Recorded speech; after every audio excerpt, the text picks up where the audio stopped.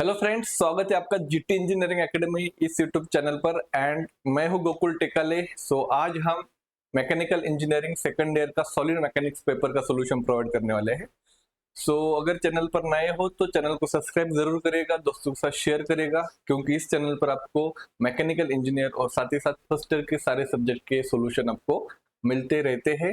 तो आपको नोटिफिकेशन आना चाहिए, इसके लिए आपने सब्सक्राइब और नोटिफिकेशन का बेल आइकॉन बजा दीजिए। और सबसे इंपॉर्टेंट बात, अभी सॉलिड मैकेनिक्स पेपर जो था लास्ट सेमेस्टर में जो क्वेश्चन पेपर आया था, बहुत ही सिंपल क्वेश्चन पेपर था। मैं सिंपल इसलिए कह रहा हूँ क्योंकि as compare to previous paper आप देखेंगे तो इससे बहुत ज्यादा सिंपल था लास्ट सेमेस्टर का पेपर। और उसमें 8 क्वेश्चन हमें करने होते हैं, हर एक यूनिट में 2 क्वेश्चन सॉल्व करने होते हैं। 8 में से 7 क्वेश्चन जो मैंने ऑलरेडी कोर्सेस में ले चुका था एज इट इज आए थे, बस एक क्वेश्चन का वैल्यू थोड़ा सा चेंज हुआ था, बाकी 7 क्वेश्चन एज इट इज आए थे।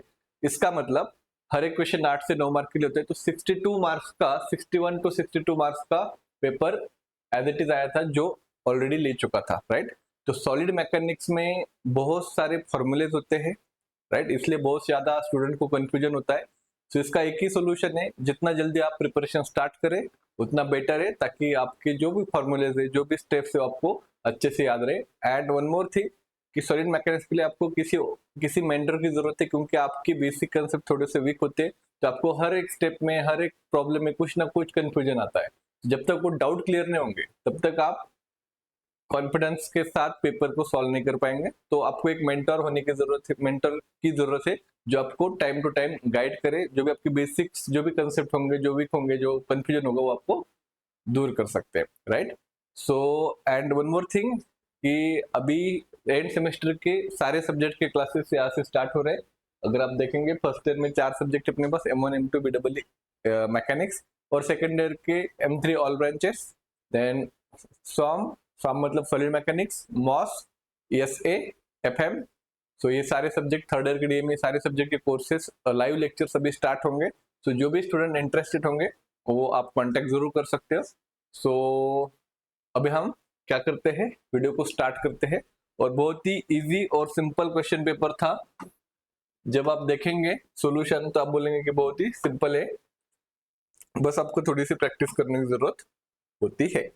बाकी सारा गाइडेंस करने के लिए मैं तू ही यहाँ पे ठीक है। तो अभी स्टार्ट करते हैं। Solid mechanics end sem November 2024। Question 1A था, a simply supported beam 10 metre long carries UDL of 40 kilonewton per metre over entire span. एक सिंपली सपोर्टेड बीम है, इस प्रकार से दिखता है सिंपली सपोर्टेड बीम। उसका जो लेंथ है वो 10 मीटर है, यहाँ पे L is equal to 10 metre लिखा है।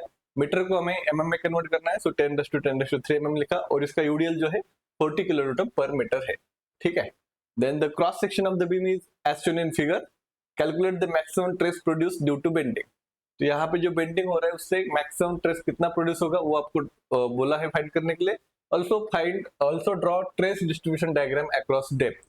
तो यहाँ पे आई सेक्शन है, और ये जो आई सेक्शन है वो सिमेट्रिक है। सिमेट्रिक मतलब कैसा, अगर आप वर्टिकल एक्सिस भी ड्रॉ करते हो तो भी आपको दोनों साइड में सेम दिखेगा, और अगर आप हॉरिजॉन्टल एक्सिस भी ड्रॉ करते हो तो दोनों साइड में सेम दिखेगा। तो इन शॉर्ट क्या देखना है आपको कि बॉटम जो फ्लैंज है और जो टॉप फ्लैंज है उसका डायमेंशन सेम है। कि अगर सेम है तो होता है सिमेट्रिक, और जब सिमेट्रिक होता है तो उसका जो वाई बार होता है, CG वाई बार होता है, वो डायरेक्टली जो टोटल हाइट होता है उसका डिवाइड बाय 2 होता है। जैसे कि 20 20 360, तो होगा 400 डिवाइड बाय 2 करो तो आपको डायरेक्टली मिलेगा वाई बार 200। और सिमेट्रिक आई सेक्शन में वाई बार और Y2 की वैल्यू भी सेम होती है, ठीक है।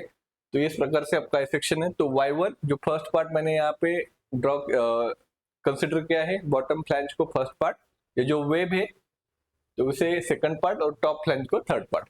तो Y1 जो बॉटम फ्लैंज है उसका y एक्सिस कितना है फर्स्ट पार्ट का, वो है y एक्सिस का डिस्टेंस वो है 20, सो 20 डिवाइड बाय 2 हो गया 10 mm। देन Y2 अब सेकंड का हमें फाइंड करना है। अब सेकंड का फाइंड करते समय आपको बॉटम से काउंट करना होता है, बॉटम से मतलब यहाँ से। तो ये ऑलरेडी यहाँ तक 20 है, तो इसका हाफ करेंगे सेकंड पार्ट का हाइट है 360, so 20 plus 360 divide by 2 is equal to आएगा 200। जैसे मैंने कहा सिमेट्रिक में y बार और Y2 दोनों सेम होते हैं। देन आपको H1 फाइंड करना है, y बार माइनस Y1, सो 200 माइनस 10 190। H2 फाइंड करना है, y बार माइनस Y2, वो आएगा 200 माइनस 200 0।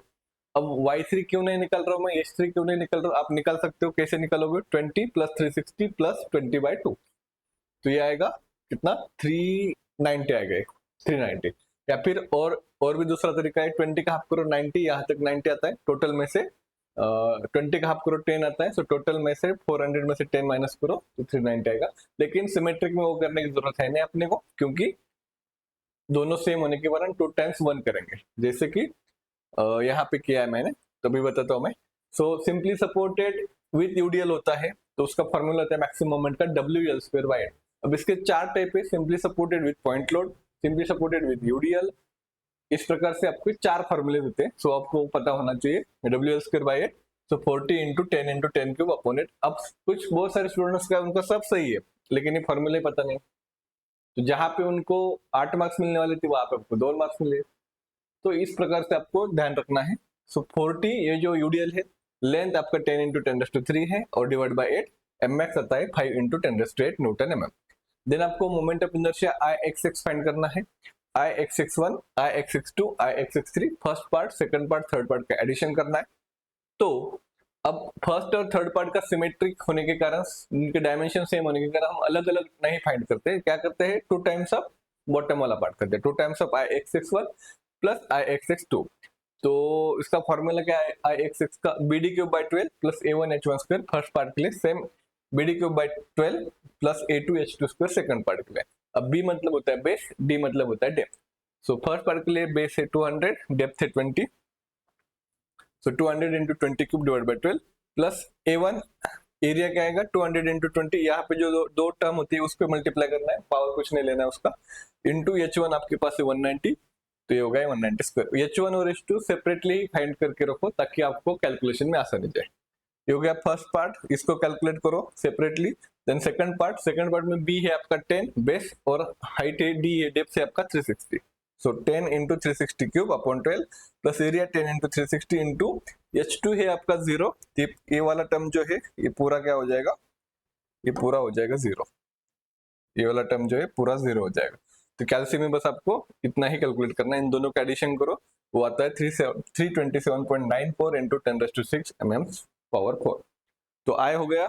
अब इसके बाद आपका formula sigma max is equal to my upon I, my upon I, ठीक है। तो m की वैल्यू कितना है, 5 इंटू 10⁸। देन y की वैल्यू कितना है, y मतलब y बार जो ऑलरेडी अपने यहाँ पे निकाला है, दैट इज 200, और I अभी अपने फाइंड किया है 327.94 इंटू 10⁶। इसका कैलकुलेशन करो, 304 आता है सिग्मा मैक्स, बस इतना ही था। देन आपको टेस्ट डिस्ट्रीब्यूशन डायग्राम निकालना था, वापस आई सेक्शन निकालो, राइट हैंड साइड में एरो करो, लेफ्ट हैंड साइड में एरो करो, ये होगा आपका मैक्सिमम सिग्मा मैक्स का ट्रेस डिस्ट्रीब्यूशन डायग्राम। बहुत सिंपल है, यही फॉर्मूला यूज करना होता है। इसमें m ज्यादातर टाइम क्या करते हैं, इस प्रकार से सिंपली सपोर्टेड या फिर यूडीएल इस प्रकार से होता है, तो उसका फॉर्मूला यूज करके m फाइंड करना है। y बार आपको y सेक्शन से मिलेगा, सिमेट्रिक है तो और आसान है, directly total height divide by 2 करना है, और i के लिए आपको ये फॉर्मूला यूज करना है, बस सिंपल। तो ये 8 मार्क के लिए क्वेश्चन था। देन नेक्स्ट क्वेश्चन है आपके पास question 2b, simply supported beam of कितना है 0 m, सिंपली 6 मीटर, ओके। तो यहाँ पे चाहिए आपका 6 मीटर,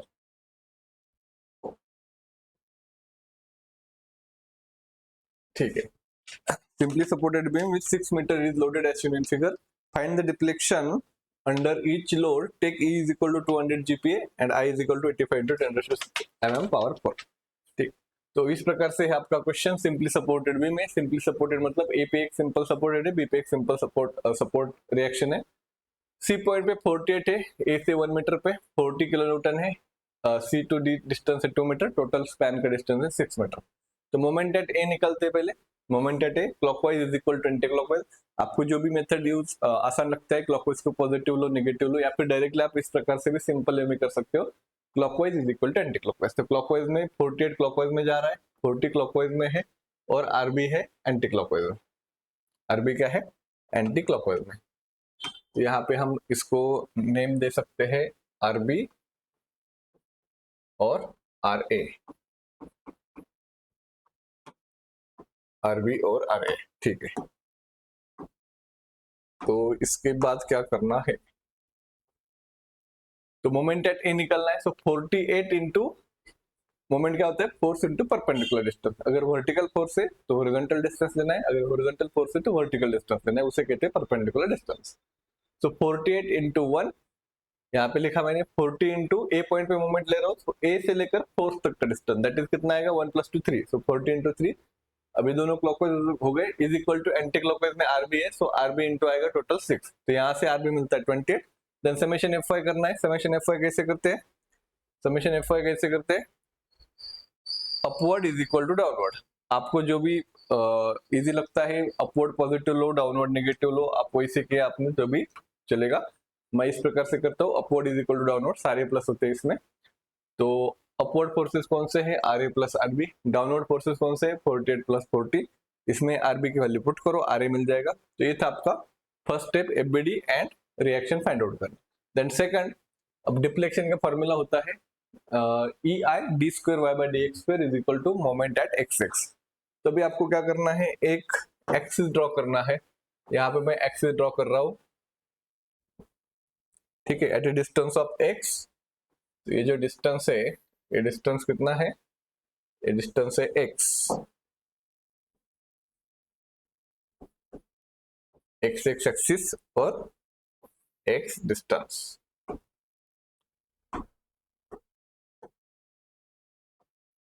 ठीक है, तो अपने मैंने यहाँ पे एक एक्सिस ड्रॉ किया है, दैट इज एक्स एक्स और at a distance of x. अब इसमें क्या है कि बुक में यहाँ पे डिस्टेंस लेते हैं और आंसर दोनों का सेम ही आता है, दोनों मेथड से राइट हैंड साइड का पार्ट कंसीडर करते हैं। मैं यहाँ पे लेके लेफ्ट हैंड साइड का पार्ट कंसीडर कर रहा हूँ। तो आप कौन सा भी मेथड यूज करेंगे तो भी आपको आंसर सेम आएंगे, बस यहाँ पे कंडीशन अलग होती है, ठीक है।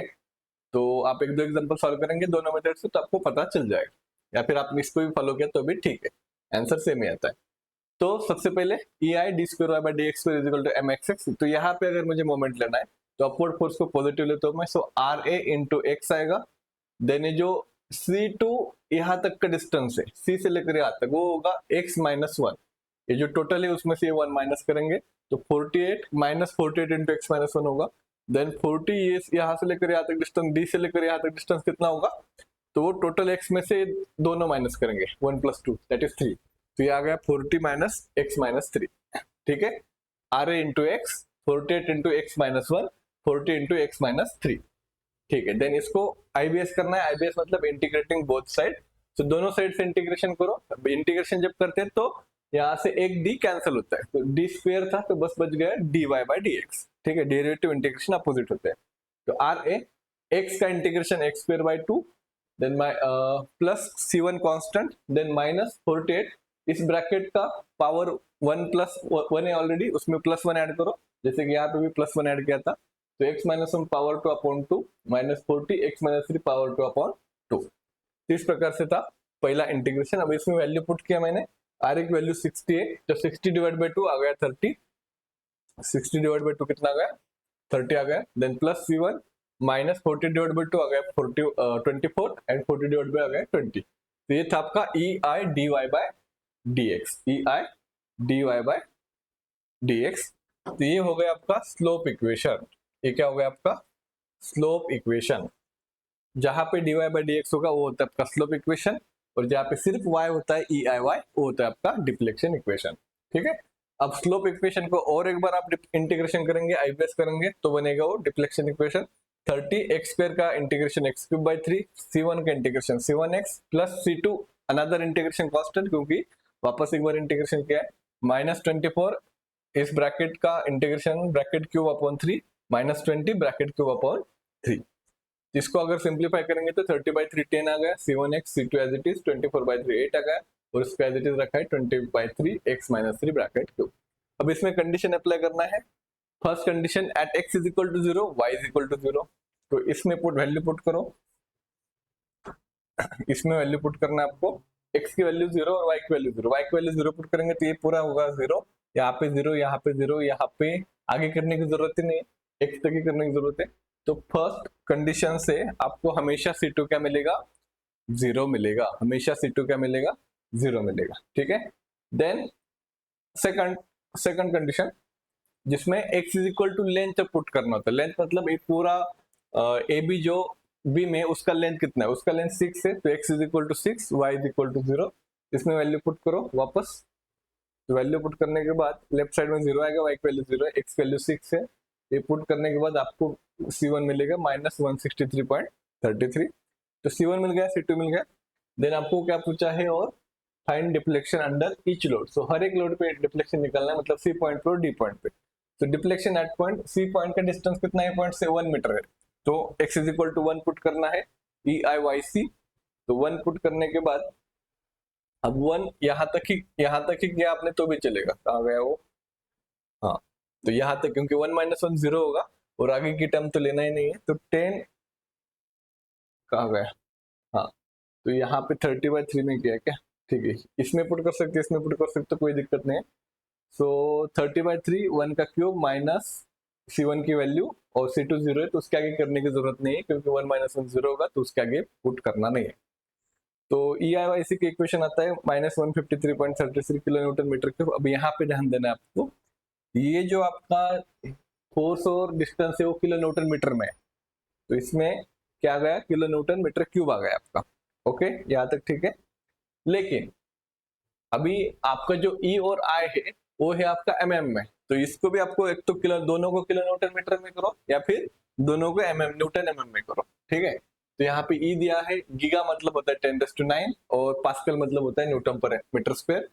तो मैंने इसको किलो न्यूटन पर मीटर स्क्वायर में कन्वर्ट किया, ताकि यहाँ पे भी kilo newton metre square metre cube है। तो किलो न्यूटन मीटर स्क्वायर में यहाँ से 10⁻³ कट कर देंगे तो किलो बन जाएगा। देन 85 × 10⁻6 mm पावर 4 था। अब इसको मैंने मीटर में किया है, तो 1 mm मतलब कितना होता है, 1 mm मतलब होता है 10⁻³ मीटर। 1 mm कितना होता है, 10⁻³ मीटर। तो उसका पावर 4 है, तो -3 का पावर 4 हो जाएगा -12।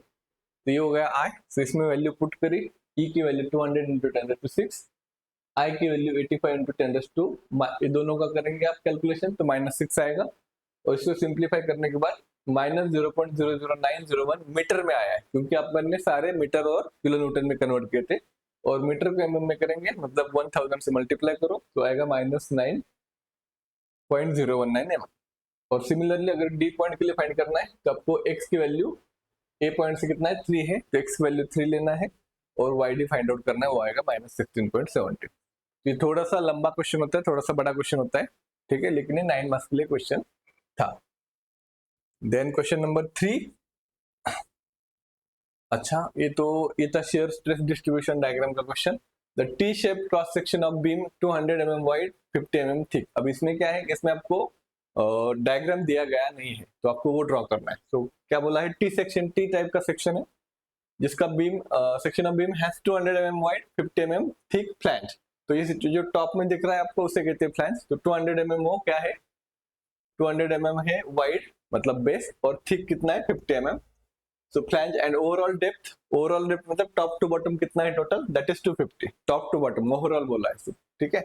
The web is 50 mm thick, तो वेब इसे कहते हैं वेब, तो वो है 50 mm। Section is subjected to vertical shear force, P दिया है आपको 100 किलो न्यूटन, उसे आप न्यूटन में कन्वर्ट कर सकते हो तुरंत, 100 × 10⁻³ न्यूटन, ठीक है। देन आगे क्या बोला है, calculate the shear stress at the neutral axis. Neutral axis पे शियर स्ट्रेस फाइंड करना है, and the junction of flange and web, मतलब सारे पॉइंट पे आपको सिंपली क्या करना है, शियर स्ट्रेस फाइंड करना है। Also draw distribution diagram, moment of inertia about horizontal neutral axis. चलो एक बात अच्छा है कि मोमेंट ऑफ इनर्शिया ऑलरेडी यहाँ पे गिवन दिया गया है। तो आई एक्सिस दिया है 1.134 × 10⁸ mm पावर 4। तो सबसे पहले तो y बार फाइंड करेंगे, a1 y1 plus a2 y2 upon a1 plus a2। तो first part, second part, first part का a1 क्या आएगा 50 इंटू, अब ये हाइट कितनी, टोटल हाइट 250 है, तो ये यहाँ से लेकर यहाँ तक 200 होगा, तो 50 इंटू, अच्छा यहाँ पे कुछ तो भी मिस्टेक हुआ है, फिर जस्ट अ मिनट, यहाँ पे चाहिए आपका कितना चाहिए, यहाँ पे चाहिए 50 इंटू 200, और यहाँ पे चाहिए 50 इंटू 200, एंड 200, अच्छा अच्छा 200 इंटू 50, राइट। फर्स्ट पार्ट कितना है 200 इंटू 50, ओके। और सेकंड पार्ट में भी 200 इंटू 50 ही है, 200 इंटू 50, ओके ठीक है। तो इस प्रकार से कैलकुलेशन तो सेम ही आएंगे क्योंकि कैलकुलेशन ऑलरेडी करके रखा है मैंने। सो A1 फर्स्ट पार्ट का 50 बेस और हाइट कितना आएगा 200, देन Y1 क्या आएगा 200 divide by 2 that is 100, then Y2 ये 200 प्लस इसका हाफ, सेकंड पार्ट का हाफ, तो 200 प्लस 50 का हाफ 25 तो आएगा 225, और A2 आएगा 200 इंटू 50। तो इसमें वैल्यू पुट करो, इसका आंसर आता है y बार 162.5 mm, 162.5 mm। अगर इसमें कुछ भी डाउट होगा तो आप कमेंट सेक्शन में वहाँ पे कमेंट पोस्ट कर देना, तो मैं ट्राई करूंगा कि उसको मैं सॉल्व कर पाऊँ। ठीक है, कैलकुलेशन सबसे ये थोड़ा सा मिस्टेक हो गया होगा। ठीक है, ओके। देन अभी क्या करना है, यहाँ तक हो गया। देन अभी y बार आया है आपका 162, तो y बार मतलब हाफ पार्ट होता है, तो ये हो गया आपका y बार। तो इसे मैं अलग कलर से डिनोट करता हूँ। ठीक है, तो ये है आपका y बार, यहाँ पे y बार है आपका ये 162। सो बॉटम से लेकर 162, तो अगर यहाँ तक 162 जो ऊपर का कितना होगा, टोटल में से 250 में से माइनस करो तो आता है 87.5, 87.5। तो आपको क्या करना है, सेकंड सॉल्यूशन के सेकंड पार्ट में हाफ पार्ट कंसिडर करना है, हाफ पार्ट अपर वाला। तो इसके अपर टोटल 87.5 है, इसमें से 50 ये वाला डिस्टेंस है हाइट, तो रिमेनिंग कितना होगा 37.5 होगा। तो यहाँ पे मैंने नेमिंग दिया है ABCDE। तो अपने को पहले क्या करना है, टॉप पे इनिशियल पे क्या होता है 0 होता है, तो उसका कुछ लेना देना है नहीं। AB टाउ AB क्या होगा, हमेशा 0 होगा टॉप का। देन टाउ CD फाइंड करना है, तो टाउ CD फाइंड करने के लिए फॉर्मूला है VAY bar upon I into B। B मतलब बेस, I आपको क्वेश्चन में दिया गया है, V आपके पास फोर्स 100 इंटू 10⁻³ अब एरिया निकलना है, तो एरिया टॉप पार्ट का एरिया निकलना है, तो टॉप पार्ट का एरिया क्या आएगा 200 इंटू 50, और इसका सेंटर निकालना है। अब सेंटर कैसे निकालेंगे आप, ये जो 37.5 है वो प्लस इसका 25 का हाफ, तो हो गया 50 का हाफ हो गया 25। तो यहाँ पे सेंटर आएगा इस पार्ट का, यहाँ पे सेंटर आएगा, राइट। तो कितना होगा फिर, टोटल में से भी आप 25 माइनस कर सकते हो तो भी आंसर आएगा, क्योंकि ये कितना है, ये है आपका 25, ये है आपका 25, तो ये है आपका सेंटर यहाँ पे। तो ये डिस्टेंस कितना होगा, टोटल 87.5 में से 25 आपको क्या करना है, माइनस करना है। तो ये आ गया आपका y बार, नया वाला y बार, ठीक है, हाफ पार्ट का y बार, फर्स्ट पार्ट का। देन I है आपके पास ऑलरेडी गिवन में, और B बेस है आपका 200, इसको कैलकुलेट करेंगे 2.755 आएगा। देन टाउ EF फाइंड करना है आपको। अब ये जो बॉटम है यहाँ पे EF फाइंड करना है, तो इसके लिए शॉर्टकट क्या है, tau EF is equal to B by B into tau CD। Tau CD के साथ जो लिया था आपने, टाउ CD के साथ जो बेस लिया था वो ले लो, 2.755 इंटू 200 डिवाइड बाय नया जो बेस है, नया कितना बेस है, नया बेस है 50, नया बेस है यहाँ पे जो बॉटम का जो बेस है नया 50, तो आएगा 11.02 न्यूटन पर mm²। Then shear stress at neutral axis, ये फाइंड करना है। Shear stress at neutral axis कैसे फाइंड करेंगे आप, मतलब न्यूट्रल एक्सिस मतलब ये वाला सेंटर वाला, उसे कहते हैं न्यूट्रल एक्सिस। तो V, अब इसमें दो पार्ट है, फर्स्ट पार्ट और second part, A1Y1 plus A2Y2 upon IB। सो V तो कॉमन है, A1 200 इंटू 50 है, और उसका Y1 कितना है, ऑलरेडी यहाँ पे कैलकुलेट किया है अपन ने, 87.5 माइनस 25 मतलब 62.5 है, प्लस A2। अब A2 मतलब ये छोटा बॉक्स, A2 मतलब क्या है, ये छोटा बॉक्स है। तो बेस है 50 और हाइट है 37.5, और उसका सेंटर आएगा इसका half that is 18.75 divide by I into B है 50। तो बात खत्म है यहाँ पे, न्यूट्रल एक्सिस का 11.642 आता है। अब ये जो शेयर ट्रेस है इसको टाइम और कैलकुलेशन ज्यादा लगता है, तो ये तभी आपको अटेम्प्ट करना है अगर आपको पहले वाले क्वेश्चन में नहीं आता होगा तो। लेकिन मैं सजेस्ट करूंगा कि हर बार आप क्वेश्चन 1 ही अटेम्प्ट करो, जिसमें आसानी होता है, इसमें थोड़ा सा कंफ्यूजन हो सकता है, तो इसका प्रैक्टिस थोड़ा आपको ज्यादा करना पड़ेगा। Then shear stress distribution diagram T section के तो आप रट ही डालो, किसी प्रकार से होता है, बस यहाँ पे वैल्यू आपको लिखना है। तो यहाँ पे कितना वैल्यू आएगा, टाउ CD कितना है 2.75, देन कितना है 11.02, और मैक्सिमम कितना है 11.64।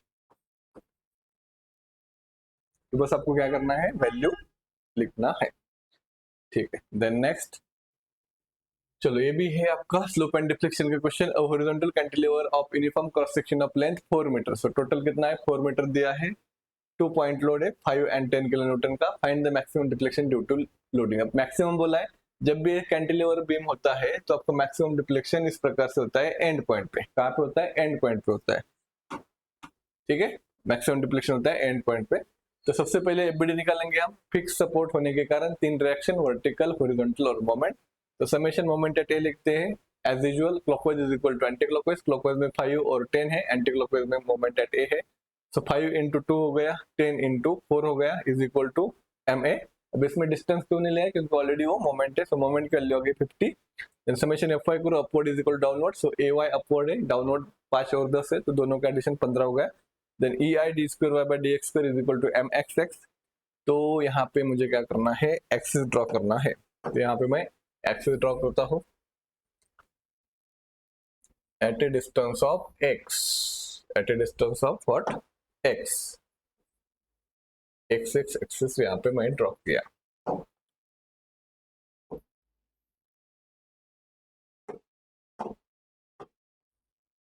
ठीक है, चलो एक्सिस ड्रॉ किया मैंने। देन अब यहाँ पे मुझे मोमेंट लेना है, और वापस मैं यहाँ पे बताता हूँ कि बुक में यहाँ पे भी आप ले सकते हो इस डायरेक्ट, मतलब मैंने राइट साइड में एक्सिस लिया है, आप लेफ्ट साइड में ले सकते हो और राइट साइड भी कंसिडर कर सकते हो। वैसा किया तो भी आपका आंसर सेम आएगा, ऐसा किया तो भी आपका आंसर सेम आएगा, ठीक है। तो यहाँ पे अगर मोमेंट लेता हूँ मैं, सो ma आएगा, बट उसके लिए डिस्टेंस नहीं होगा, डिस्टेंस नहीं होगा, इसलिए मैं यहाँ पे क्या ले रहा हूँ, x टू द पावर 0 ले रहा हूँ। अब इसमें क्या होता है कि जब आपका एंटी क्लॉकवाइज होगा तो वो माइनस होगा, क्लॉकवाइज प्लस होगा, मतलब अपवर्ड प्लस डाउनवर्ड माइनस। तो ay इंटू एक्स, पहला ay into x, then minus ma। इसमें डिस्टेंस नहीं होता इसलिए x का पावर 0 लिया है, डिस्टेंस नहीं होता इसलिए x का पावर 0 लिया है। एंड देन डाउनवर्ड है तो -5। अब ये डिस्टेंस कितना होगा, टोटल x है, तो ये 2 माइनस करेंगे x में से, तो रिमेनिंग डिस्टेंस आएगा, तो x - 2 हो गया। देन इसका IBS क्या है, इंटीग्रेटिंग बोथ साइड, तो ये एक डिकट हो गया, ei dy by dx is equal to ay x का integration x square by 2 plus c1 x to the power 0 का integration x to the power 1 and minus bracket square upon 2। Then इसमें value put करी, ay की value 15, c1, then moment की value 50 and as it is. Then IBS वापस integration किया, वापस d by dx cancel हो गया, ei रह गया, x स्क्वायर का integration x cube by 3, c1 का इंटीग्रेशन c1x, c2 दूसरा इंटीग्रेशन कांस्टेंट, देन 50x का इंटीग्रेशन 50 x स्क्वायर बाय 2 और ब्रैकेट क्यूब अपॉन 3। अब इसमें at x is equal to 0, y is equal to 0, c2 0 आएगा, और at x is equal to 0, dy by dx is equal to 0, तो c1 0 आएगा। तो यहाँ पे मैंने लेफ्ट साइड कंसिडर किया है, इसलिए दोनों 0 आते हैं। अगर आप यहाँ पे एक्सिस ड्रॉ करोगे और राइट साइड कंसिडर करोगे, तब आपको क्या करना है, तब आपको x इज इक्वल टू, आपको अलग से लिमिट लेना है, x is equal to l, y is equal to 0 और x is equal to l, dy by dx is equal to 0। तो वहां से आपको c1 c2 फाइंड करना है। तो c1 c2 की वैल्यू वहां से अलग आएगी, 90 और माइनस कुछ तो भी 246 कुछ तो भी आएगा, लेकिन फाइनल आंसर आपका दोनों मेथड से सेम ही होता है। तो आपने वो वाला मेथड यूज किया तो भी चलेगा, इसमें c1 c2 की वैल्यू अलग आएगी लेकिन वो वाले मेथड में, लेकिन फाइनल आंसर आपका सेम ही रहेगा। तो मुझे ये आसान लगा इसलिए मैं इस प्रकार से करता हूँ। सो दोनों 0 हो गए। Then maximum deflection at free end. अब फ्री एंड पे मैक्सिमम डिफ्लेक्शन होता है, फ्री एंड मतलब यहाँ पे, और टोटल डिस्टेंस कितना है, टोटल 2 + 2 4 है। तो ei y max is equal to 50 by 2, x की वैल्यू 4 पुट करो, 4 cube by 3 plus 0 into 4 plus c2 0 minus 50 4 square by 2 minus 5 by 2 4 minus 2 cube by 3, जिसको सिंप्लीफाई करने के बाद आंसर आता है 2 - 246.67 एंड ei की वैल्यू यहाँ पे दिया नहीं है तो उसको एज इट इज रखेंगे। तो ये हो गया आपका फाइनल आंसर। तो ये था आपका यूनिट नंबर 1 का टोटल सोल्यूशन, ठीक है। 8 और 9 मार्क्स के लिए एक क्वेश्चन होता है। सो आई होप कि आपको समझ में आ गया होगा, लेकिन सिर्फ वीडियो देखो मत, उसका आप अच्छे से प्रैक्टिस भी करो एंड बाकी दोस्तों के साथ शेयर करो। तो मिलते हैं नेक्स्ट वीडियो में। Thank you so much.